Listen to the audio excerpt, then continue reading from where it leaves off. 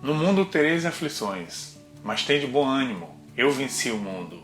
Como que a gente vai ficar animado se a imagem de gente santa e piedosa que nos foi passada ao longo da história é essa? Esse povo aí tá muito animado, não tá não? Olá, seja bem-vindo ao Ponto de Equilíbrio, eu sou o Léo Murata e hoje eu quero falar com você acerca da choração, a choração da fé. E tem isso na Bíblia? Não, na Bíblia não tem, mas infelizmente tem na vida de muito cristão por aí. A maioria das imagens de gente piedosa e santa que nos foi apresentada ao longo da nossa caminhada, elas têm uma coisa em comum, já percebeu? Que coisa é essa? Tristeza. Tu já viu alguma imagem de santo assim? Se aparecer uma assim, vai dizer que é demônio, vai quebrar, né? Sabe por que a gente não consegue imaginar uma imagem com esse tipo de feição? Porque de uma forma sutil, e às vezes não tão sutil assim, nos foi ensinado de que uma vida piedosa e santa, que agrada a Deus, é uma vida triste e sofrida. Então, se eu quero agradar a Deus, obrigatoriamente na minha vida tem que ter choro, sofrimento e tristeza. Essa ideia errada acerca do tipo da vida que agrada a Deus, ela influencia todos os aspectos da nossa vida cristã, inclusive a vida de oração. A forma como nós oramos é influenciado por este conceito errado. E esse conceito errado que a gente abraçou faz a gente ligar choro à espiritualidade. E é por causa disso que muitas vezes nós transformamos a nossa oração em choração. Eu lembro que no começo da minha caminhada cristã, eu realmente ganhei coisas com Deus através de choro. Então eu estava querendo por alguma coisa, ia lá, chorava, fazia um drama. Senhor, tu não tá vendo que eu preciso de tal coisa?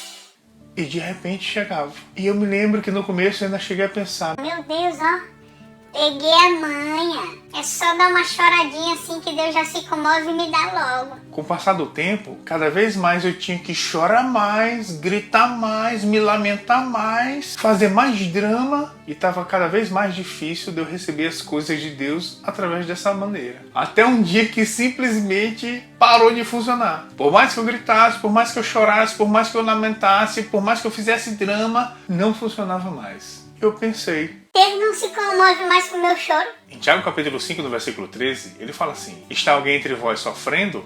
Faça a oração. Por quê? Porque a oração ela tem esse poder de confortar, de aliviar, de ajudar nos momentos de sofrimento. Mas que tipo de oração? Ele vai dizer mais na frente. No versículo 14 ele diz assim: está alguém entre vós doentes? Chame os presbíteros da igreja, e este faça a oração, e unjam com óleo em nome do Senhor, e a oração da fé curará o enfermo. A oração da fé. Por que ele disse oração da fé? Por acaso existe a oração da incredulidade? Eu não sei. Mas eu sei que é possível uma pessoa passar um tempo de oração e sair daquele momento com mais incredulidade do que quando ela começou. Esses dias eu estava ouvindo duas pessoas que estavam com sintomas de coronavírus conversando entre elas. E uma dizia para a outra assim: Menina, tu viu aquele caso lá no Rio que o senhor passou mal, começou a ter problema respiratório, não deu nem tempo de chegar no hospital e já morreu? Eu vi, minha irmã. É aquele caso lá no Piauí que a pessoa num dia teve sintoma, no outro já estava entubada e já foi piorando cada dia que passa. Pois é, minha irmã. E tu já reparou que essa doença não pega só velho, não? Ela pega também gente nova e saudável. E por aproximadamente uns 20 minutos era só desgraça nessa conversa. Mas depois de 20 minutos, uma vira para outra no final e diz: Mas vamos ter fé em Deus, vai dar tudo certo.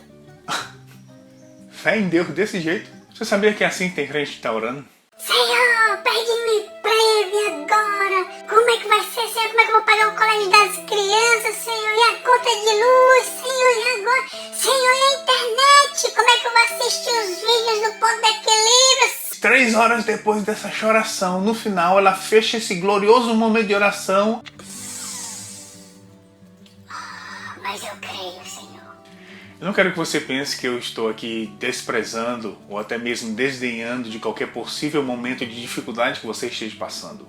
Mas eu estou aqui para te mostrar como a Bíblia manda você fazer as coisas. Porque para você ter o que a Bíblia promete, você tem que fazer do jeito que ela diz. Em Gálatas capítulo 5, no versículo 22, o apóstolo Paulo fala sobre o fruto do Espírito, um texto muito famoso. E é interessante que a segunda característica que está listada ali é alegria. Amor, alegria. O segundo é alegria. O que é o fruto do Espírito? O fruto do Espírito é a evidência de quem está andando de forma espiritual, quem está vivendo de uma forma que agrada a Deus. Uma das características dessa vida espiritual que agrada a Deus é a alegria. Sabe o que é interessante? Que tristeza não é fruto do Espírito. Nós fomos ensinados que chorar agrada a Deus. E é por isso que muitas vezes até nós forçamos um choro no momento de oração, porque nos foi ensinado que chorar agrada a Deus. Mas na lista do fruto do Espírito não tem choro, mas tem alegria. Lá em Filipenses capítulo 4, no versículo 4, o apóstolo Paulo diz assim: alegrai-vos sempre no Senhor, outra vez vos digo, alegrai-vos. Essa é uma carta que ele escreveu quando ele estava preso. Ele estava de dentro da prisão escrevendo para as pessoas que estavam fora da prisão. E ele estava mandando aquelas pessoas fora da prisão se alegrar. E ele disse, alegrai-vos sempre no Senhor. Eu acho que para as pessoas não pensarem que ele estava ali já delirando dentro daquela prisão, ele repete, outra vez vos digo, alegrai-vos.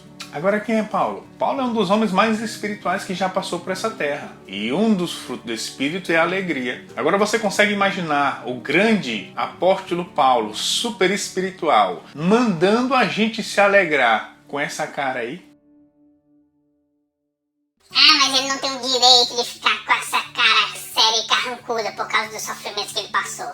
Eu não estou falando sobre isso. O que eu duvido é que ele vivia com essa cara aí.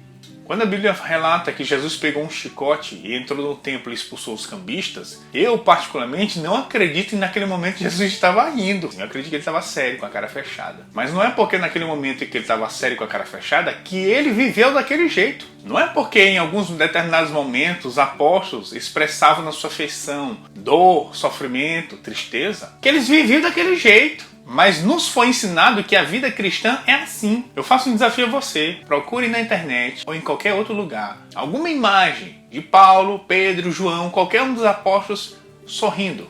Procura.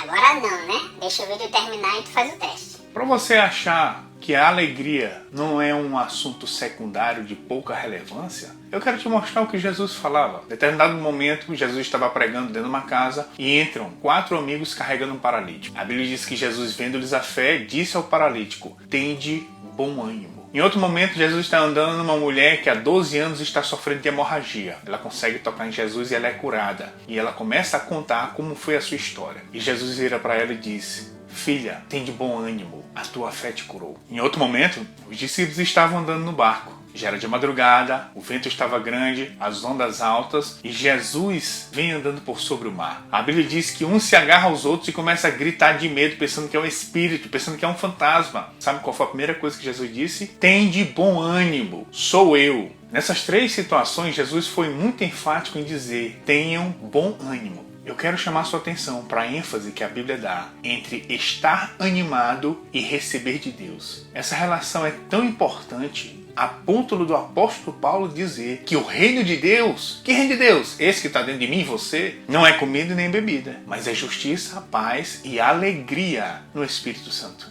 Mas como assim ficar animado? Eu pensei que era sofrimento que agradava a Deus. Pois é, se inscreve aí no canal, porque pode ser que tem outras coisas que você esteja pensando de um jeito e a Bíblia diz que é de outro. E não pode chorar não. Eu não estou falando que não pode. O que eu estou dizendo é que não é choro que vai atrair a manifestação do poder de Deus. A Bíblia diz que sem fé é impossível agradar a Deus. Não diz que sem choro, sem fé. Por 4 vezes a Bíblia diz, meu justo viverá pela fé, por 4 vezes. E a Bíblia liga uma vida de fé à alegria e não a choro. Tiago fala sobre a oração da fé. Como a fé vem? A fé vem pelo ouvir a palavra de Deus. Então a oração da fé tem que estar baseada na palavra de Deus e não no problema. O que é oração? Oração é falar com Deus. Então não fale sobre o problema. Fale sobre o que Deus diz sobre o problema. Não adianta, irmão, você ficar orando esse tipo de oração. Senhor, tu não tá vendo? E agora vão cortar minha luz? E meu aluguel tá atrasado? Senhor, e a escola das crianças? Como é que eu vou fazer? Senhor, tu não tá vendo? É claro que ele está vendo. E por que ele não faz nada? Porque não é assim que funciona. Eu te pergunto, Jesus orou assim? Os apóstolos oraram assim? As cartas do Novo Testamento mandam você orar assim?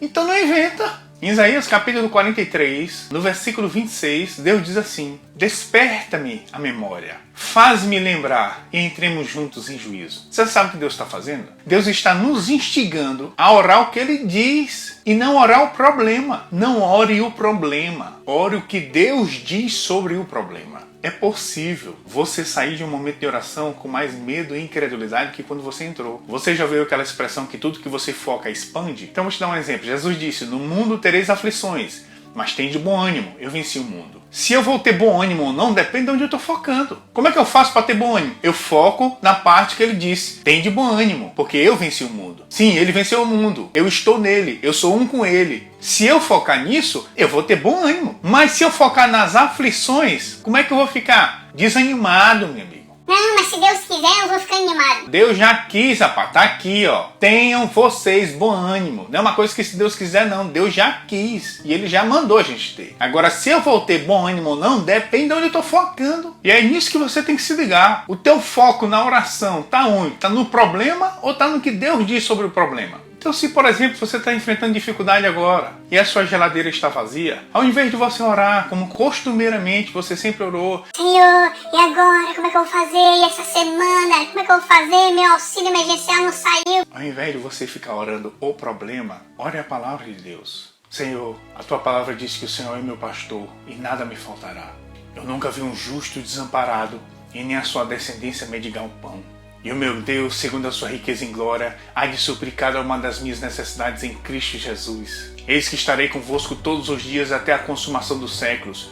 Nunca te deixarei, jamais te abandonarei. Ele me prepara uma mesa na presença dos meus inimigos. Unge minha cabeça com óleo e o meu cálice transborda.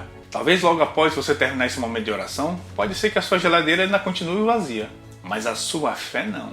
E é a sua fé na palavra de Deus que vai encher a tua geladeira. Fique firme na palavra de Deus. Pratique a palavra de Deus. Porque o maior prazer de Deus é cumprir a palavra dele na minha e na sua vida. Seja abençoado na prática da palavra e até o próximo vídeo. Eu quero te falar que essa condição de libertado do império das trevas e transportado para o reino de Deus, ela só existe para quem está em Cristo.